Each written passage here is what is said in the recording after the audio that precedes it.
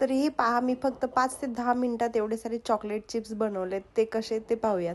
तर इथं मी dark compound घेतले 100 ग्रॅम आणि त्याला असं मेल्ट केले. तुम्ही डबल बॉयलर मेथडने पण मेल्ट करू शकता. म्हणजे पाणी खाली गरम करायचं, त्याच्यावरती एक भांडं ठेवायचं आणि त्यात चॉकलेट गरम करायची आणि चॉकलेट मेल्ट झाल्यानंतर मी त्यात अर्धा चमचा बटर टाकले. कारण बटर टाकलं ना थोडीशी चॉकलेट थिक येते आणि म्हणजे जेव्हा आपण असे ड्रॉप काढतो ना त्यावेळेस ती म्हणजे जास्त असं पातळ पडत नाही, एकदम परफेक्ट पडतात.